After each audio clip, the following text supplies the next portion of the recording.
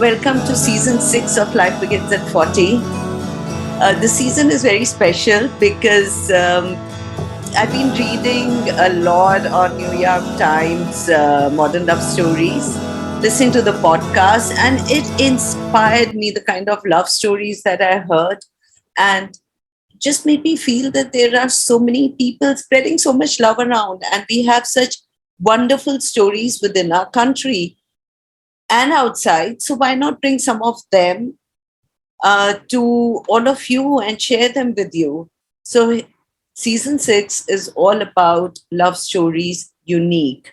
And it being Pride Month, the I couldn't think of anyone better than Prince Manavendra Singh and his husband DeAndre Richardson, Duke of Hanumanteshwar, to bring to you. He, the Duke of Hanumanteshwar is Doctor of Religious Science and Minister at Universal Life Church of Modesto, California. And he's also a white light energy practitioner at Positive Health, Soundway and Healing.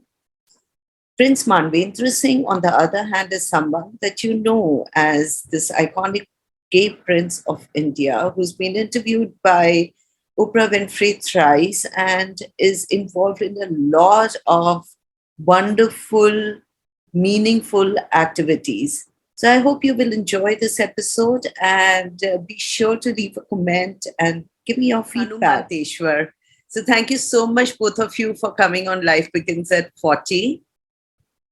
I'm Thank you. just so excited to have two such gorgeous men with me. Hmm. So the first question for Duke, I would like, and I'm sure everyone else would like to know, how and where did you meet our handsome prince? And what was your first reaction? Did you know he was a prince? What did you know that he was going to be your life partner? How did it all start? So we met on social media, and I was looking for traditional men's apparel, and I liked his look in his social media profile.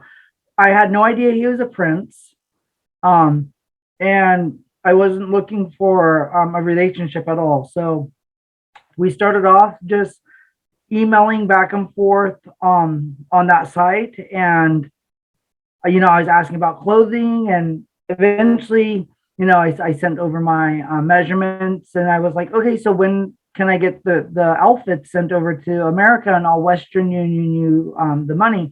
And then he was just like, oh, I'm not going to be able to, do that. And I was just like, okay, I need to, like, our whole conversation has been about fashion and about this clothes. So let me check out his profile, because I actually never looked at his profile. So I clicked on the profile, and there it said openly gay prince of India who was on the Oprah show. I was like, oh my gosh, like, you're the openly gay prince who was on the Oprah show. That was like 2006, 7, the show aired, and this was 2009.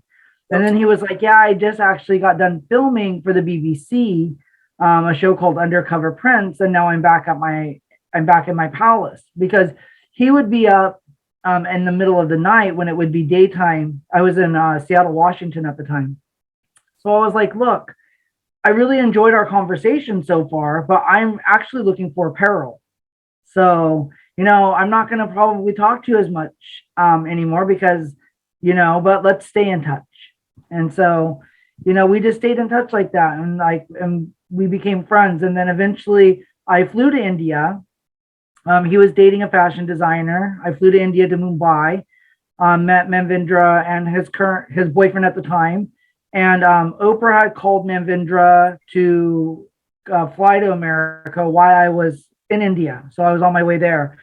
So I didn't get much time, to actually get into the textile market. And his boyfriend at the time was a fashion designer from Delhi. So he also flew away. Mm. So I had asked Manavendra, like, that it's going to take me probably a little bit longer to get into the textile markets. All I got to do was go to the malls, and get like some wedding type outfits. So I was like, let me come back to India. If it's okay, I'll come back the next year. And he's like, yeah. And I'm like, I'll plan for more time, to be in Mumbai. And he's like, that's fine. So the first year I went was January. The next year I went was February, and he was single. and Wow.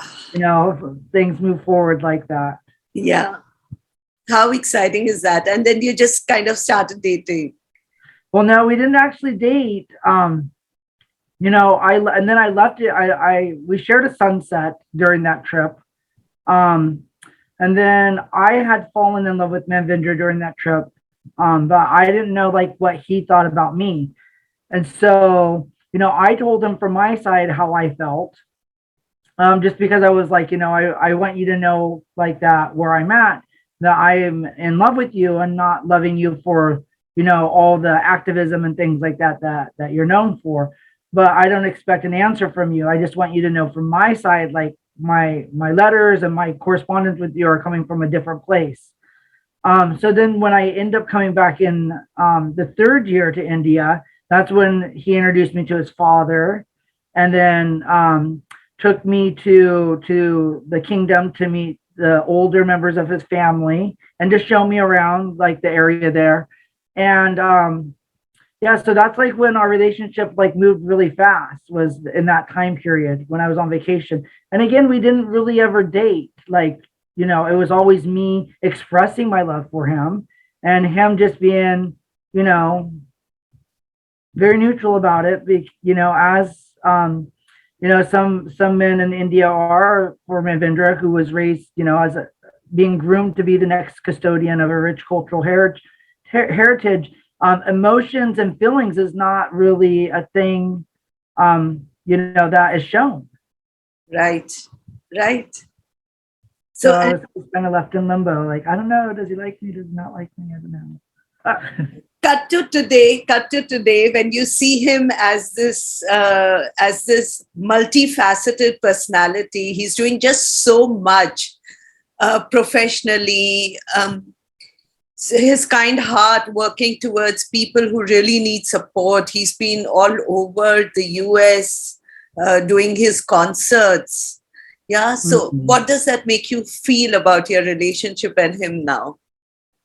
Well, I mean, from the very beginning, I always knew like that he's he's a really special person. So, I get the enjoyment of sharing a very special person with the rest of the world.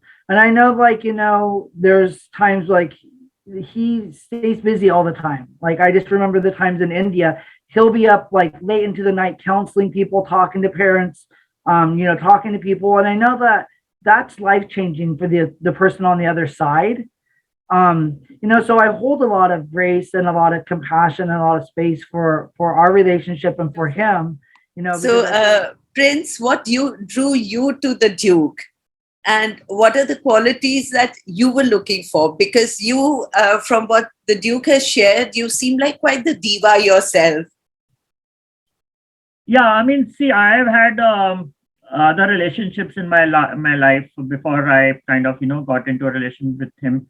So I have seen that. I mean, to be very honest, Indians are a bunch of drama. I mean, Indians are drama because Indian parents are drama, and but Totally. what I saw in the Western world is that like they are more practical, and Hmm. he's also very practical in many ways in and in like with his with the culture which is in US. I like that culture that they in general, most of them are very independent. They are not like depend like how in India we are all dependent on the parents, and then the parents are another branch of drama. They kind of specialize in emotionally blackmailing their children and all that, and so that all thing happens in India very often. So Hmm. at least from that side, I was like relieved that he doesn't come from that kind of a background where which is going as it to see our lives are so stressed out, and I don't want further drama to happen. And Agree. that is the least thing I would like to have. So that way, kind of I kind of like from him from that way. He is a very practical person. He and because in US they teach you everything. So he's a very independent person. Like like for example, like I know how to drive a car, but I don't know how to change the tire. So they teach those things in US. So like he knows a lot of things which I don't know. Like basic things like carpentry and electric work and plumbing and all those things. He's very independent. He knows a lot of things. So that's something which I like about him. And then, as he mentioned, he's not that possessive kind of a person. I've seen in relationships, in couples, even in gay couples, lesbian couples, they're so possessive of each other, and have so many expectations that, oh, you didn't call me tonight, you didn't do this tonight, and then it makes the other person feel that what have I done wrong. So he knows that what are my priorities, where I need to also focus on my, like just now he mentioned to you about giving me the space to kind of do counseling and all, which is important because it's a question of a person's life and death. Yes. So he understands those things. So that understanding is something which I like about him, that giving me space, giving me time to be with my my work, and enjoying that and sharing that with others. So yeah, and more than anything else, I like his honesty, because in the first instance itself, when he again shared with you that he was very honest in telling me that, hey, I don't like you anymore, I love you. you know so he wanted to be clear that, look, I like you, it's not necessary, I love you, but it's not necessary that you may love me. But I wanted to clarify, and that's something which I like. And since I'm a very honest person myself, I like when others are uh, honest to me. So, And I completely and totally appreciate this, because I think it requires it is an act of courage to be able to come forward and make yourself vulnerable by sharing your emotions, knowing that yeah, the other person yeah. may not share, yeah, and reciprocate. So would you say that this complementary space and the space that you give to each other is the fulcrum for maintaining a long distance relationship? What are the other qualities or aspects you would say are required? You want to say something? Well, I think like for our relationship, because the way Manavendra was raised, so from the very beginning, it was like a lot of, there was like a lot of distance from when I first came to India. When I first came to India, he dropped me off at the estate Hanumanteshwar, which is a very rural property, and then I didn't see him for 45 days. He just was gone. Wow. And because he was on tour and he was touring India and he was doing things, and so I saw him like 45 days later, and I didn't have my cell phone set up. I didn't have any way to communicate with like anyone in America or anything, and it was and the property's not in the city, so I couldn't like go anywhere. I just had to wait and until he came back, right? So you learn, from the very beginning, at least I was able to learn from the very beginning that, our relationship will always be built upon our trusting each other, because I had to trust that he would eventually come back, because there was no way for him to communicate with me. I didn't have a cell phone. So he couldn't actually like call me up and be like, hey, I'm going to be coming back on this date. I just had to wait. And then there was I had two guardians, but they spoke Hindi and Gujarati and a little bit of English. And, so I had food and water, and I would come out and peek and see, the gate, that the estate would open or not. And if, so it was like that kind of way. And I think the day he finally did show up, I was not ready. I was still in my night clothes. I was just like, oh, so this is the day you show up. So, having a really good understanding in your relationship, being that we were friends before having a love relationship builds that foundation. So you throw yourself into it. There's always going to be times when the relationship is going to be one-sided and one-sided. It's never going to be what you would want it to be in an equal. There's never going to be an equality at the same time. It's give and take. So you move with it like that. And, when he came home, I wasn't like, where were you? How dare you not? I was just there are some things that we need to do before you go on your next tour. I need to get a cell phone and, because there's a lot of business that I need to attend to back in the United States. And, so yeah, you have to lean into your trust of each other and know that your love will be what will keep that cemented. Beautiful. And also like because see in our case we both come from absolutely different cultural backgrounds. I mean, coming from a different continent itself, a culture and religion and everything was extremely different, different upbringing and all. So I think in these kind of relationships there is a lot of give and take, a lot of adjustments to be made on both sides. Like for him, for him it was more because leaving the America and coming to India and staying there with me was a big, I would say, cultural shock for anyone, who from if you take his place. And for me as well, because I'm being Indian and being brought up in a very different style. And, as DeAndre mentioned in the beginning about being groomed to be the future custodian. So there are many limitations are there being raised in a royal family. It's not same like others. Right. So definitely a lot of adjustments to be made in this life which we started. I'm enjoying this so much. So, what is both your idea of an ultimate romantic evening or afternoon or romantic date? I don't know. Well, we've really never had any romantic type of settings. People have thrown us romantic settings before, try to surprise us on anniversaries. But Mavendra's always working on he's always working on a cause. So we're always on our anniversaries. We're always would be doing something that was for a larger cause than our own. And so we don't really ever have romance, romantic get-togethers like that.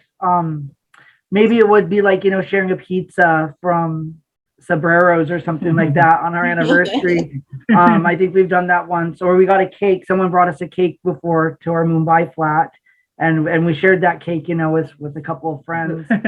Yeah, I remember. I think the first romantic moment we had together was one of just after our wedding marriage in US. We were put up in that tent in the woods in the forest. Oh, yeah. Some of his friends had put the honeymoon. Yeah, it was a honeymoon in the tent in the beautiful part of Oregon, right? Yeah. It was Oregon state, and in the woods. I like nature and I like woods and the forest area, and also we were put up in this beautiful tent and we were in that tent the whole night. So that was, I think, a very romantic moment for me, to especially enjoy that kind of. That was my I think my first night in a tent. So would you say that infidelity can be a deal breaker in a relationship? I think that people need to have that conversation before someone gets to a level of infidelity, to find out what you're comfortable with, what are your rules, and then, be able to move forward with that, but always be willing to have conversations before having actions. For me, I don't believe that marriage is a ball and chain to someone's sexual identity or sexual experience. But, to be able to share all your dreams and aspirations and to continue to lift each other to those next levels of experiences. So, I have observed a lot of people have, great relationships, great marriages that are open. And I've seen really nice people who from the outside seem very perfect in terms of their relationship, find out that they're getting a divorce because of an affair. And I was just oh my gosh, I'm totally shocked that you can't work through that you guys can't figure something out, that it wasn't talked about beforehand, because together you've created so much, you've been together for so long. So I feel that it's a really good question to ask, and for individuals in relationships to just be open to that conversation first, and then coming up with what works well for you. But make it a conversation.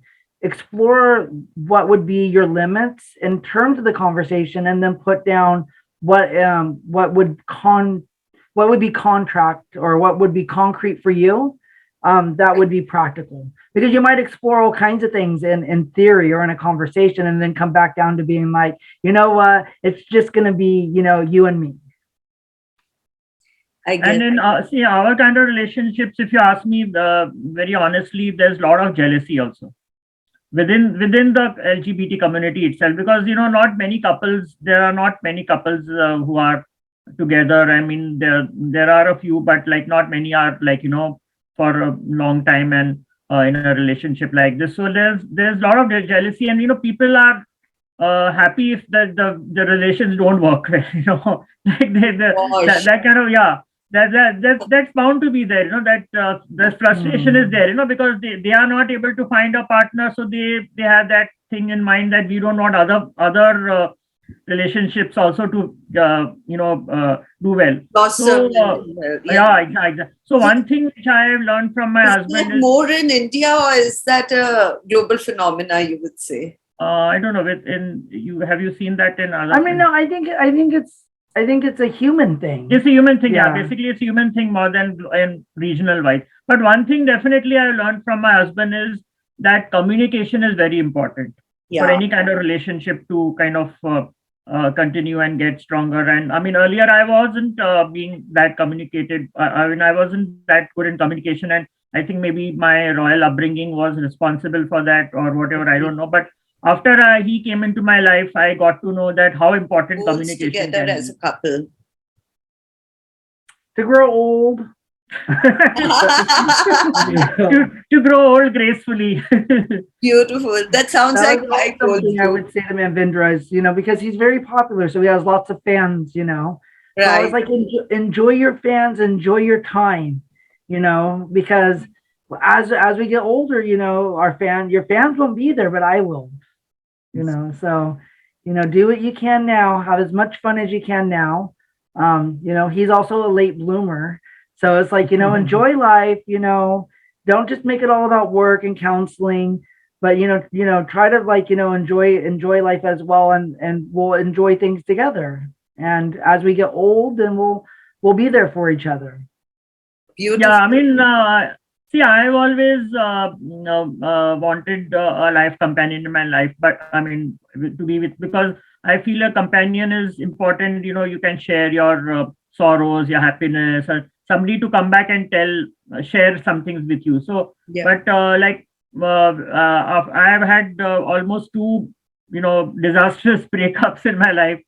So I was not even looking for one. I said, if it has to happen, it will happen. Otherwise, I'm not going to be chasing after a relationship to happen. So now that like I am married to DeAndre, so I think I take this opportunity to see that how we both can have a healthy relationship and grow together and get old together. Yeah.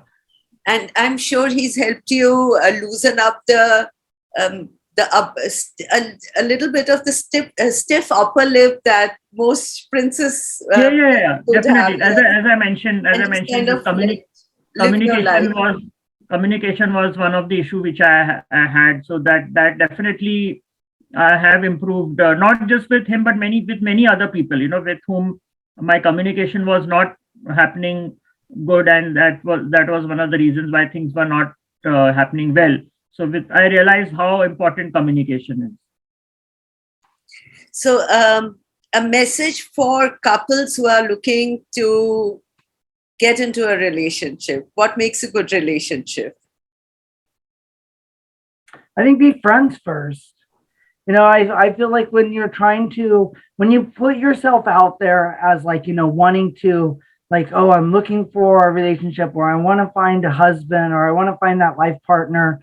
You kind of like put on, a show, like you're kind of showcasing your best self, right? But when you're friends with someone, like you're raw, you're funny, you're quirky, You cry, you share everything with your friends. So your partner should be your friend first and foremost, and you should be able to share everything with the person without having to worry about um, judgment or that being used against you in the future, and vice versa. So, if you are wanting a relationship with someone and you're single now and that person's single now, look at your friendship circle, because you actually could be, your partner could be already known to you and you just are not looking at it through the right lenses. Right. Yeah, I have nothing to add. That was something, same thing which I had in mind. I mean, our relationship began with a friendship and then got converted into a relationship. So, like, because again, in our kind of relationships, and especially in India, where gay marriage is not yet recognized, a lot of the times it's like one night stand situation, where two guys meet, they meet for a physical relation with each other, and then they kind of promise each other, oh, I love you and I would like to be with you. And then, it's like in Hindi, they say raat aayi baat aayi, kind of situation Bilkul, where bilkul. you just forget about that person and that one forgets about you and nothing happens, Right. ahead. So, but if you begin with a friendship, like how ours was, like almost 3 years we were in friendship, 3 years, 3 4 years we were in a friendship, and then it evolved into a relationship. And that even on its own wasn't really like my design or Mavindra's design. It was the architect of our marriage was the older members of his family. Yeah. It was a grandmother and a great uncle. Wow. Conspired together while I was on vacation, that before I leave, we would be married. Yeah. My grandmother, especially because she was getting old and she knew that her time has come. So, in fact, when she was on her deathbed, she told me that now I can die in peace. she literally told me I can die in peace, that now, because see, a lot of parents have this issue, like, when we come out to them, they're I think one of the issues is our insecurity, that after them, who will take care of them, so that is one thing. So my grandmother said, now I know that you are with someone, so now I can die in peace, so You are loved and taken care of. Yeah. So, okay, two things. My apology, I don't have a paid Zoom, as you know. So, in case we log out, please do. I would request you to use the same login. Okay, sure.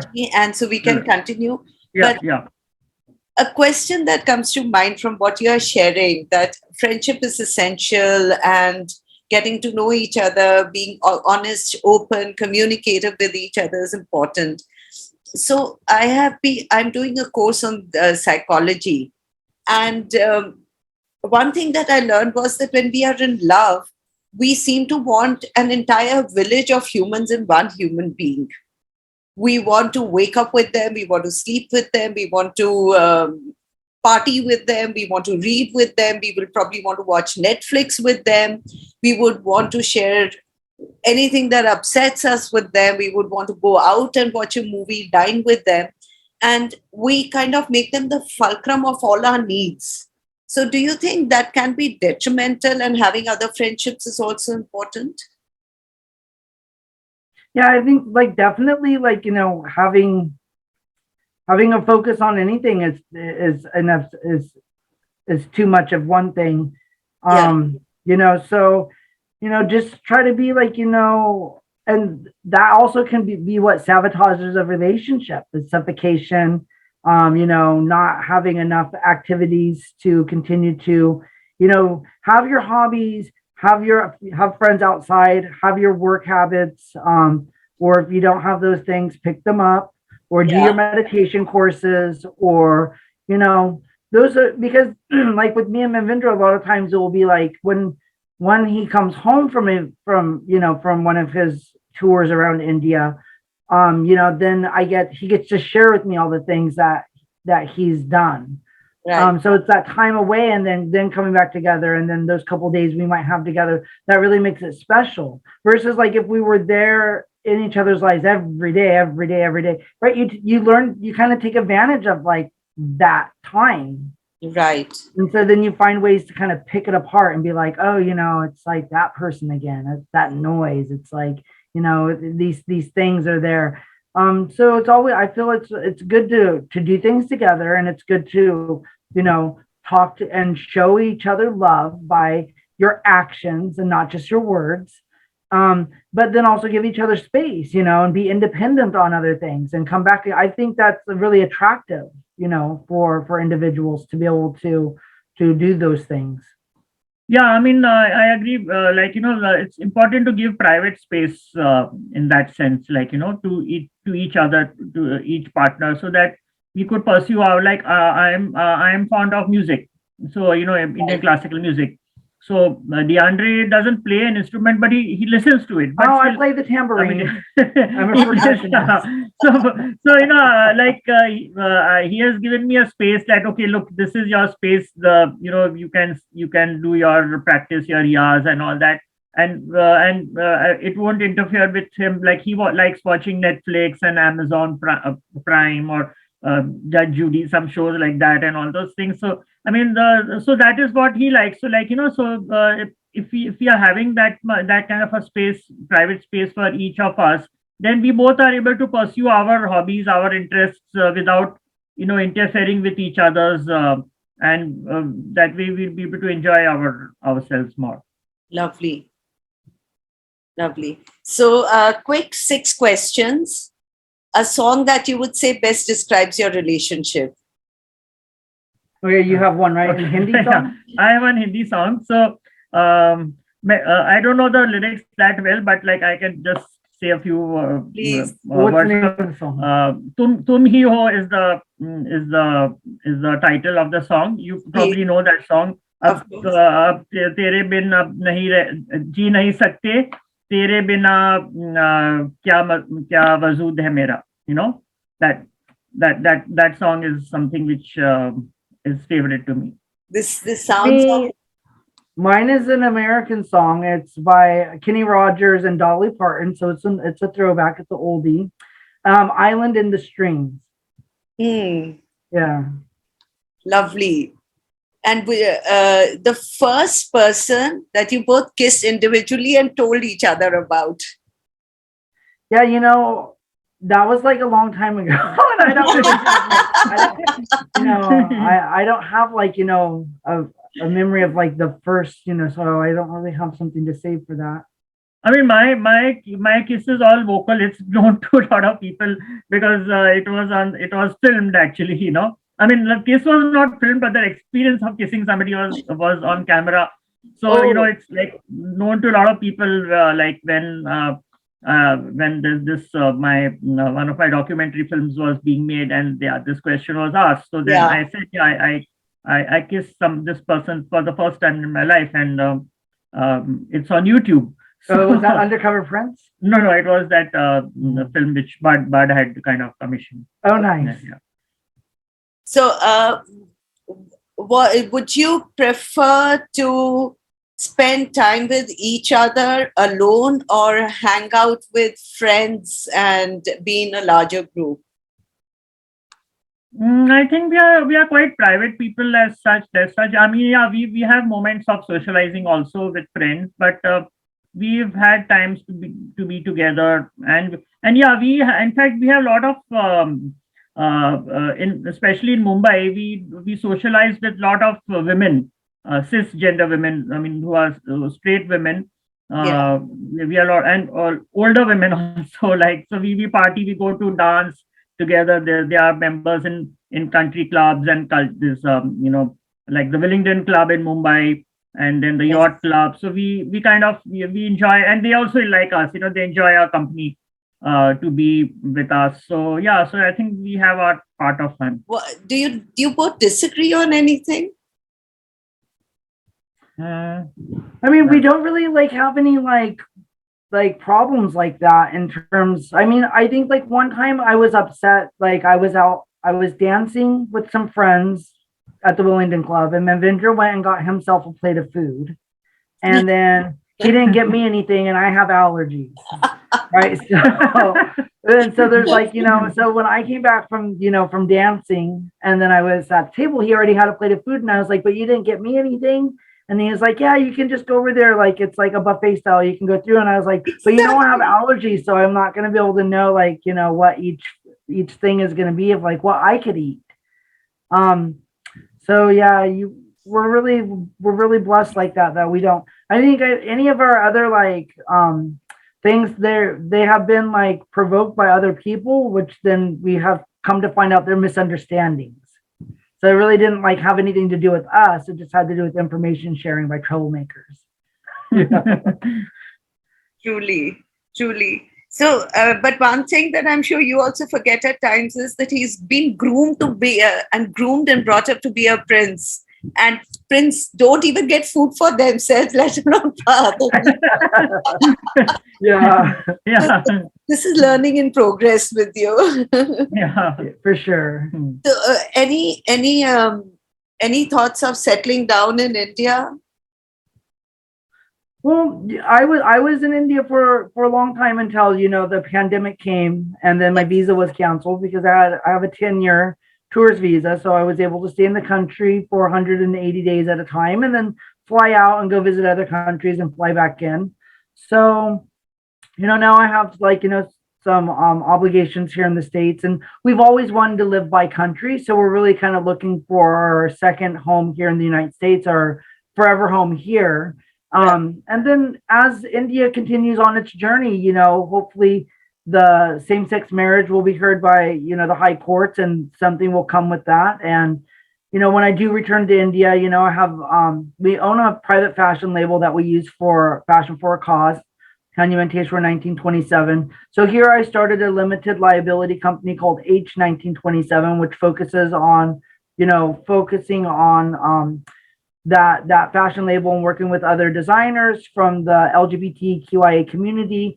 And so when I do come back to India, it will be on a business visa, and I'll be able to then maybe do business, and we'll have our home here, so we'll fly back and forth. So what does a religious science minister do? Well, my studies, I've studied the Quran, the Holy Bible, and the Bhagavad Gita. And right now I am, really following the Zohar, which is Kabbalism. So through my meditations, I've been led into that realm. So I don't practice one specific type of religion. I call myself a spiritual, I'm a spiritual practitioner. I do work with gems and crystals. I'm able to, like a doctor of religious science, I like to look at a scientific approach to books. And then I like to look at the similarities in between the spiritual texts. And there's a lot of similarities, within our spiritual texts that brings us really all together. It's our own differences, I suppose, as humans that create the indifferences that we seem to have collectively, globally. But we're more harmonized than what we would like to give credit to, because we all have the same basic needs of air and love, food, and shelter. It's we're collectively like all one energy and essence. And my knowing is that I'm spirit first, and I'm having a human experience. So I got a lot of that through my studies. Yeah. And I must add one more thing that about DeAndre is that he has got a great intuitive power. He does have, like, he first I never used to believe, whenever he used to tell me something, I would not believe. And then he says, see, I told you, but you don't listen to me. So, and yeah, it like, because he does a lot of meditation, and he works on, energies and like spirits, and as he mentioned that he's into spirituality and all. So many things come to him, and he tells me that, look, this is going to happen, this is going to come, but at first I never used to listen, but now I do listen to him. And because again, I am also a human being, So naturally, many times we doubt things. So, but he definitely has a great intuitive power is there in him. That's just such an endearing combination of being practical and being a receiver of things, not essentially making things happen all the time. Is that right, DeAndre? Yeah. Yes. Yes. So I listen to somebody called Abraham Hicks, and I practice what they teach. I'm not sure if you've heard of them. They are a bunch of spirits talking through a channel.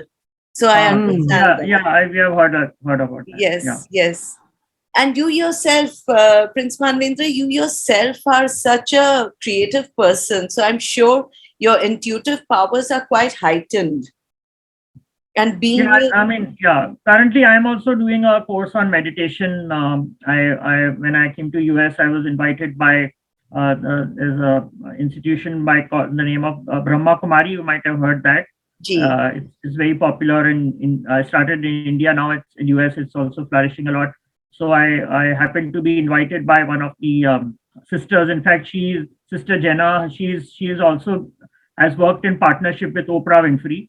She was invited by Oprah also, and so I was invited by her, and they have introduced me to this course of meditation, which I'm loving it a lot. Like it's like something which I'm experiencing, which there's a lot of similarities with the when I hear about the instances and about my own life. So I'm just loving that course a lot. It's helping me a lot. So what was that course that I took in Mumbai?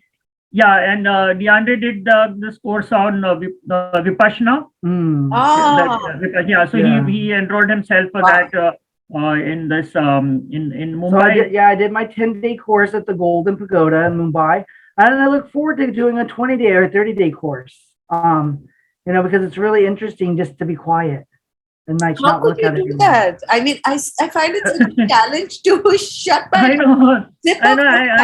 I was not imagining that he will be able to do so much, because especially after he drinks coffee, he talks a lot. Well, a lot of people can't imagine that I can be quiet for like 10 days and or like a 20-day or 30 days. But yeah, it's really nice just to be able to sit there and train yourself to be able to, observe, be the observer, be in the moment and just observe.